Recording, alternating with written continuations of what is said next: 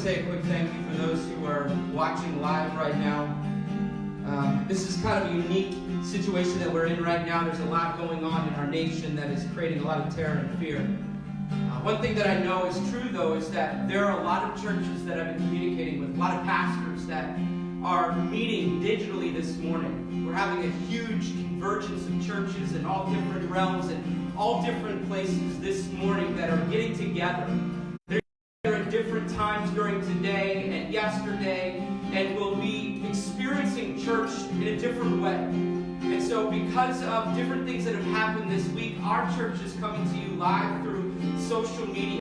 And I know that you might be able to watch this morning, or you may not catch this feed, but there'll be opportunity later for you to catch another moment, or this video will be available throughout the week and even farther.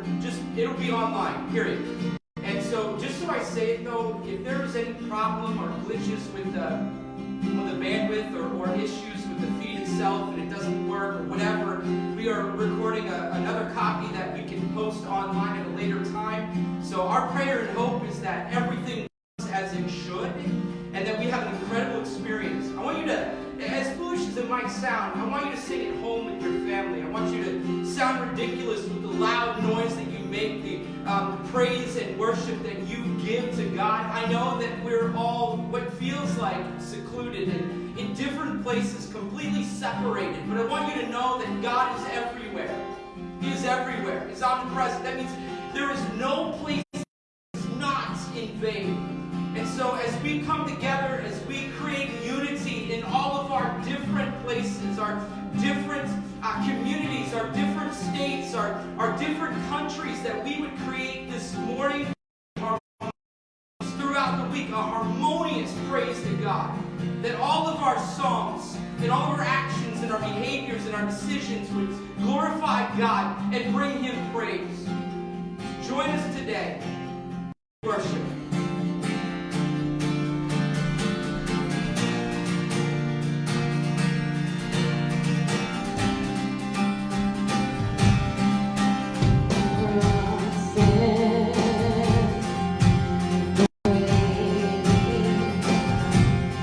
From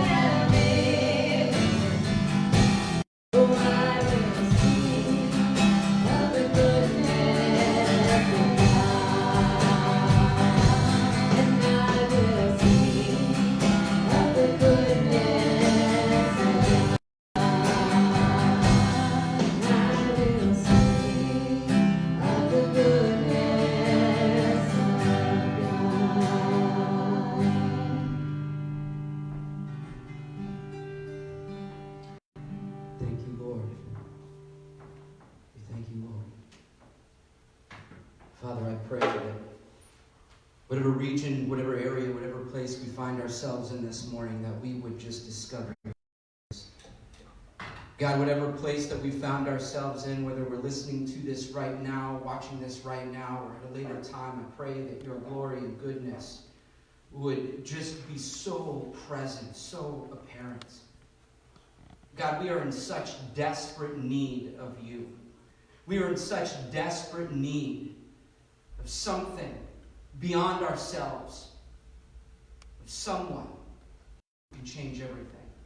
And even when the world around us is caving, when things are falling apart, when it seems as though we have nothing left, you are with us. So I pray right now for every listener today, Lord, that they would experience something fresh and new as they experience church for some of them in an entirely different way, in a different form. We thank you, Jesus. Amen. We're going to have the worship team come back up in just a little bit to play as we're finishing up our service this morning. But this is kind of new to me, so I would ask that you guys practice some patience with me. Jump into this endeavor. I want to encourage you with something this morning. I posted it in the comment line. I may not have posted it right. There's a link that I want to put out there and make available to you that makes it possible to give online. I'm just so thankful. I'm so grateful for those of you that have been able to participate, sending checks and finding other ways to make money available to our church so that we can continue to do the ministry that we're doing. But I also want to thank those who are watching, have opportunity in the moment, in the present right now, to click on that link. It goes directly to a page that will make it available for you to put in some information and send an offering directly to us. I'm so grateful and thank you for your giving and continuing to make this ministry possible. Continuing to make this ministry possible. As you guys know, we are in a series right now called The Road. It seems like more than ever we are on a bit of a journey. This is new. This is a new navigation for me. This is a new space that I've found myself in. My kids as well. Kids that were going to school. They began homeschooling. Kids that were present in an environment where they had peer influence and peer experience and relationships are suddenly feeling the very real experience of seclusion. Some of you guys are working, and now as things are changing in different states, in our very own state of New Hampshire, we are finding less and less opportunity to go to work. We're concerned about different things. And this road that we're on appears to be terrifying. This road that we're on appears to be something that would make us doubt in big ways more than we've ever doubted before. And so, as we are on a journey to Easter Sunday, I've been talking about the story of last week, and we're spending 5 weeks talking about this.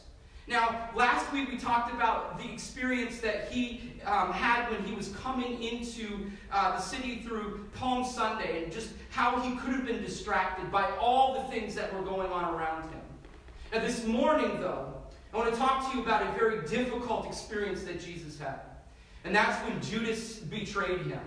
Now, we're going to talk about betrayal for just a few minutes, but in that discussion about betrayal, I want you to understand that all of us, in some shape or form in our life, experience trauma, experience pain.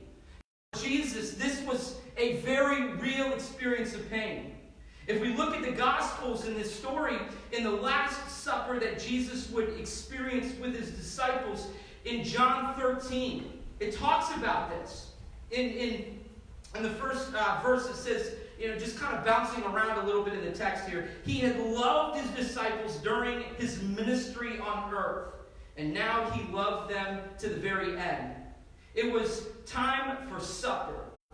The devil had already prompted Judas, son of Simon Iscariot, to betray Jesus. And then jumping into verse 4, he says, so he got up from the table, took off his robe. This is Jesus. Took off his robe, wrapped a towel around his waist, and poured out water into a basin. And he began to wash the disciples' feet, drying them with a towel he had around him. And then in verse 10, just moving forward in different spots in this text, a person who is battled all over does not need to be washed except for his feet, to be entirely clean. This is Peter asking Jesus some questions, and Jesus responds this way. And the disciples are clean, but not all of you. Verse 11, for Jesus knew who would betray him. That is what he meant when he said, not all of you are clean. Now, I want you to put yourself in this circumstance for just a moment. Jesus knows Judas is about to betray him. He knows what is about to happen in his life. And he knows what Judas has done and has in his heart to do. Yet he still humbles himself to wash the man's feet. To me, that's a story. Knowing that betrayal was coming, Jesus could have easily been influenced by what that felt like and rejected Judas entirely. Told him to go do what he was going to do. We find out later on that Jesus, reflecting on what Judas had already done, told him to go and finish what he began. But we know here in this text that Jesus still decided to wash Judas's feet. This is incredible, significant expression of the love Jesus has. In Matthew 26, 14 through 16, just following the story a little bit more, then one called Judas Iscariot went to the chief priests, 15, and asked, what are you willing to give me if I deliver him over to you? So they counted out for him 30 pieces of silver. Today, roughly $885 to $216. And from then on, Judas watched for an opportunity to hand him over. And then jumping to Matthew 26, just verse 20 through 25, just following along in the story. When it was evening, Jesus sat down at the table with the 12, and while they were eating, he said, I tell you the truth, betrayed me, greatly distressed, each, don't worry about the other camera, it's fine. I don't know what's going on with it. Anyway, greatly distressed, each one asked, in turn, am I the one?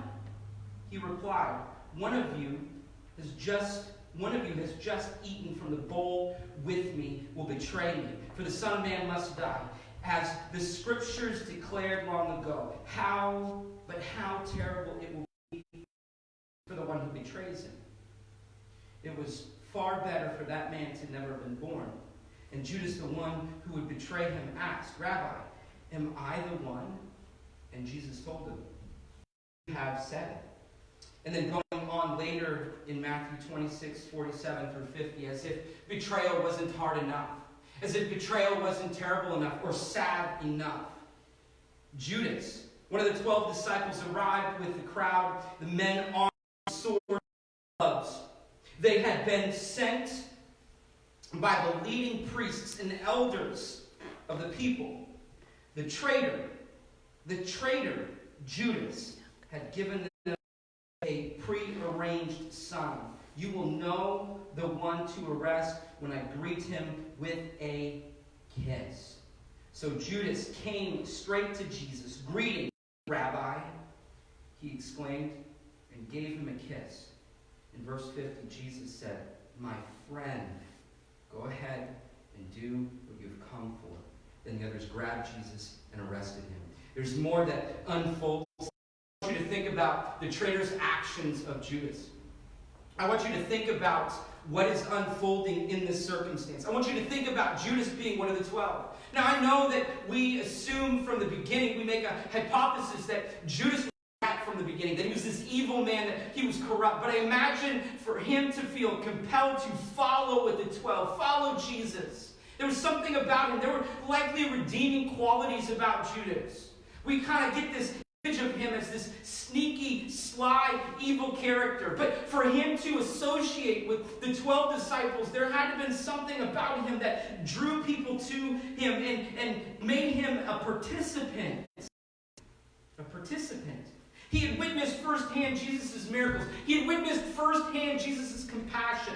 He had witnessed firsthand the teachings of Christ. And he had followed with him. Yes, he didn't get it all right. There were moments in his life he made statements that allowed people to notice that there might have been some things in him that were more corrupt than perhaps they had recognized initially.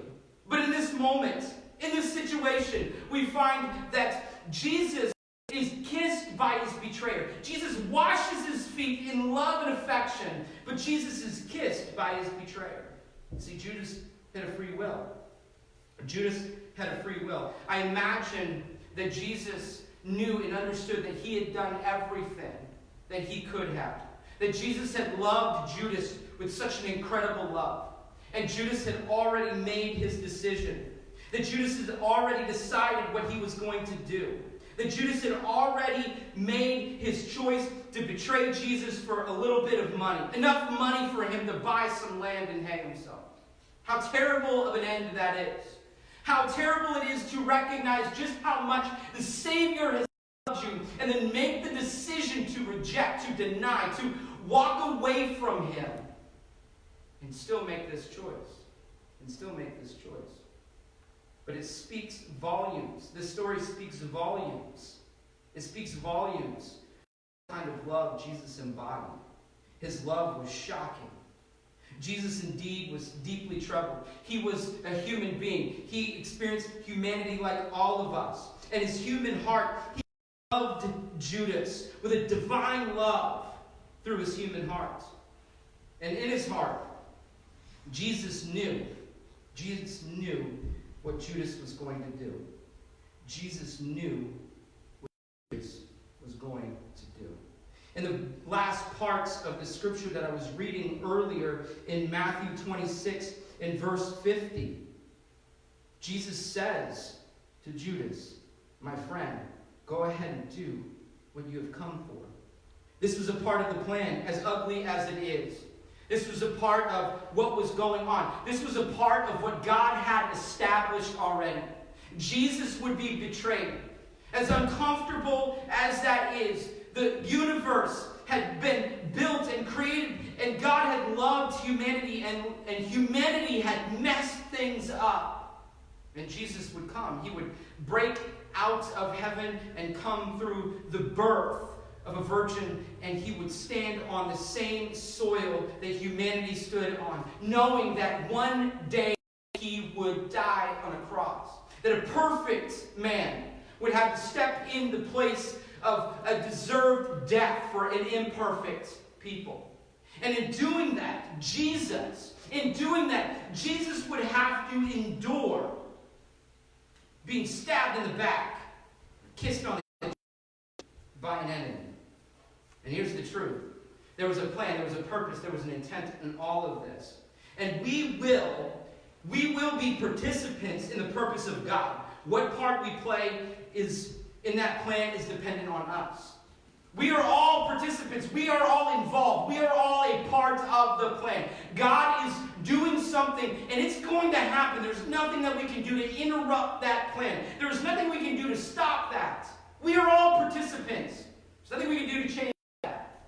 But our decisions, our choices, like Judas, the things that we do, that is what determines. That is what dictates what part of the plan that we participate in. Judas was a part of the plan. And accepted that. Jesus welcomed that. Jesus welcomed that. You see, we are all, at one point or another, intimately involved with pain. And Jesus knew what was coming. Jesus knew the pain that he would have. Jesus knew the cost that it would have on his life when he decided. But he also knew what it would be emotionally, to experience the pain of rejection, to experience the pain, the betrayal of one of the 12 that followed him, to experience the pain of Peter who would deny him 3 times, to experience the pain of disciples running in all different directions when it came time for him to be prayed for and him to be rewarded. Jesus would experience indeed a physical trauma and a physical pain, but he would also experience an emotional pain. An emotional pain. Something that we would never completely understand. Yes, we've been betrayed. Yes, we've experienced pain, but the pain that Jesus experienced is something that we could never fully understand. But we know in 2 Corinthians 1:3-8 in the Living Bible, or the Passion Translation, it says, all praises belong to God the Father of our Lord Jesus Christ. For he is the Father of tender mercy and the God of endless comfort. He always comes alongside us to comfort us in our every suffering so that we can come alongside those who are in any pain or trial, or in any painful trial. We can bring them the same comfort that God has poured out upon us. I just want to pause there for a minute. We know that he endured pain. We know that he endured suffering. But we know that when we experience trials, when we experience suffering, when we experience pain in our life, he is right there with us to provide the comfort that we need. And some of us watching this morning or watching this at different times, you have experienced pain. You've experienced pain. I know that it is very real to you right now how COVID-19 is affecting the world around you. Some of you feel such seclusion. Some of you feel trapped in your own home. Some of you have family that is with you. Some of you want to strangle them. Some of you have experienced difficulties in ways that we never thought we would. There's a friend of mine that I know of personally. There's a friend of mine that I've been following or tracking on social media that currently has contracted it, and he is on a ventilator. He is dying. And though we're separated by distance, and though I've not talked to him in a long time, it's very real to me. Some of you, it's closer. Some of you, it's more real than that. Some of you, it's your loved one that's in the hospital, or it's the news that you yourself have experienced. You might be in a hospital right now, just happenstance coming upon this video, and you yourself are dealing with this virus. What I do know is that there is pain all around us. I know that we are intimately involved in that pain at one point of our life or another. And because of that, Jesus comes to us, he helps us, he strengthens us. How beautiful that is. That we would experience a supernatural peace that we can't even begin to understand, we can't even begin to create on our own. And how beautiful it is when we have been extended that comfort, that we too can extend comfort to others. See, some of us, some of those who are in our society or in the world, we begin to insulate. We begin to grab and hoard as much as possible. We begin to take everything we can into ourselves, and we have hidden ourselves from the world. We're scared and we're nervous and we're afraid. Yes, I know that social distancing is necessary right now. I'm not telling you to step outside or compromise those decisions, but what I am telling you is that this is your moment to send a message to someone, text someone, a private message to someone. Tell them, look, I'm thinking about you. I'm praying for you. I want you to know the comfort that Jesus has brought me, and I want to hope that I can bring that same comfort to you. I'm considering your need. I'm considering your situation. I'm considering what's going on in your life. I know that you are in a difficult place. This is your opportunity right now as you're listening to this, and you might say, man, I need somebody to reach out to me. And someone hasn't yet, and I'm sorry. I'm sorry for that. But maybe you need to reach out to someone and say, look, I'm troubled. I'm facing a difficulty. I'm challenged. There's something in my life that's hurting. There's a way that I'm suffering. I've broken down emotionally. I need the comfort that Jesus has brought you in my own life. I mean, seriously, guys, we've got to recognize just how intimately involved with suffering we are, and how Jesus had experienced that suffering. Yes, he experienced the suffering on the cross.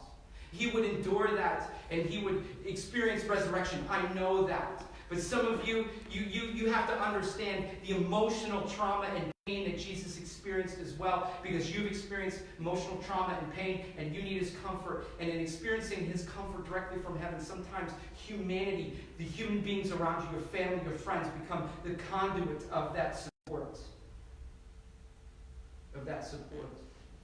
And in verse 5, and just as we experience the abundance of Christ's own suffering, even more God's comfort will cascade upon us through our union with Christ, our connection with Christ. If troubles weigh us down, that just means that we will receive even more comfort to pass on to you for your deliverance, right? If we experience more trauma, more difficulties, more challenge, that means that we're going to have a cascade. That means that more is coming. That means more affection is coming, more love is coming, more comfort is coming, more compassion is coming. Compassion is coming. For the comfort pouring into us empowers us to bring comfort to you. And with this comfort upholding you, you can endure victoriously the same suffering that we experience. Now our hope for you is unshakable, because we know that just as you share in our sufferings, you will also share in God's comforting strength. Brothers and sisters, you need to know that the severe trials we experienced while we were in Turkey, where they were at, where Paul and his disciples were at the time, all of the hardships we passed through crushed us beyond our ability to endure, and we were so completely overwhelmed that we were about to give up entirely. So sincere, so real, Paul is describing here. But he's describing this unshakable confidence, this unshakable trust that God was with them, that Jesus was with them, and they could endure pain. A couple of points. Pain is not our enemy, however much it feels like it is. Pain is not our enemy, however much it feels like it is. Yes, I know that pain feels like an enemy. I know that we want to run from it. There is a physical experience that happens called fight or flight. We right in the moment when pain has entered our life, when a moment of terror has entered our life, and we can flee from it or we can stand up to it. We can run and hide, or we can directly stand in opposition to what it wants to do in our life. We have that decision. Physically speaking, pain in our lives, fear in our lives can cause us to do so much. Emotional pain, it can cause us to just recluse. It can cause us to hide away. It can cause us to build walls around us and hide from everyone around us. Maybe we've been in crowds and audiences in public places, but no one would know because we've hidden those things. You see, pain is vulnerable. Pain is vulnerable. Pain makes us innately vulnerable, so we naturally avoid facing it. But ignoring or minimizing pain robs us of taking part in the world-changing story of the God who chose suffering in order to redeem us. We can hide from it, but we can decide that we're going to experience it and know that God will work, that pain will be used as an opportunity to bring us strength, that pain will be an opportunity to help us to endure, that we would be vulnerable and honest and sincere about what's going on in our life, and in that honesty, that sincerity, that vulnerability, we can discover just how God can leverage pain. That God can leverage pain. Just like Jesus decided to endure the emotional, the spiritual, the psychological, the physical pain of the cross, knowing that it would bring it would bring resurrection, we too can endure things, knowing that our lives will experience over and over and over and over resurrection. Because of Jesus, you can face what you fear. Because of Jesus, you can face what you're afraid of. Because of Jesus, you can face pain. Because of Jesus, you can face suffering with hope and confidence. You can face it. I wish I had words, vernacular to express in more detail, to express what's going on and express what we've experienced. But what I do know is that it is something that when you experience it, you can't define it, but you know it's real. You know it's something that has changed you. You know it's something that will radically affect you. But because of Jesus, you can face what you fear. Following the example of God made flesh, pain can become your friend. Pain becomes a place of transformation. Brokenness in our stories, present pain become the platforms in which we speak. Experiencing suffering in our life, trauma, pain, difficulties, those things become the moments where life is changed in such profound and powerful ways, especially only when we've trusted Jesus with it. Being postured towards pain is something you can only do if you have faith to believe that it's worth it. Faith to believe that it's worth it. Because why? We need to begin to treat pain like a valuable part of your story. You will never know the tenderness God has for you to receive and participate in it if you've never embraced sufferings that you experience, knowing that Jesus will indeed deliver you. We need to slow down and accept pain's purpose. We need to slow down and learn to accept the purpose, the path to purpose is indeed painful. Going back to the story, Judas's betrayal had to have been painful. Judas's betrayal had to have been painful. Can you imagine being Christ, looking at the disciples, humbling yourself as a servant and washing their feet? Looking into the eyes of your betrayer. As you're washing his feet, looking into his eyes and recognizing, knowing what's in his soul, knowing what he is about to do, recognizing his decision, and still loving him unconditionally. Still loving him unconditionally. Judas betrayed Jesus with a kiss that night. He betrayed Jesus with a... Can you imagine knowing that the one who would betray you is coming toward you and would kiss you, knowing that immediately after that event, what was coming your way? I can only imagine the painful betrayal that Jesus experienced, but I know that the painful betrayal was a part of the plan. The painful betrayal was a part of the plan. Our painful experiences are part of the plan, right? Our painful moments are a part of the plan. The things that we face, the difficulties that we face, the challenges that we face. Is there no sound? Right. No.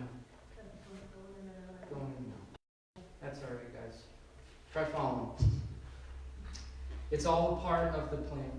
Hebrews 12:2 says we look away from the natural realm and we fasten our gaze onto Jesus, who birthed faith within us and who leads us forward into faith's perfection.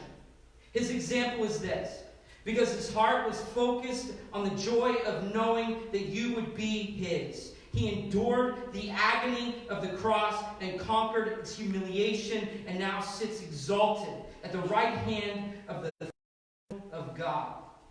You see, tragedy becomes triumph. Tragedy becomes triumph. Tragedy's grip was loosed by triumph's power. And so where is your pain this morning? Where is your pain this morning? And ask the worship team to come and sing a last song here. I know that there may be some trouble with the audio. I'm not sure what's going on, but we're recording this on another camera. Hopefully we'll be able to put out there what wasn't working right. So again, sorry about the bandwidth issues. We live way out in the north. So, but I want to ask the worship team to sing a song and ask God to just bring comfort to us as we face tragedy and as we believe for the triumph that can occur in the face of tragedy. I can't live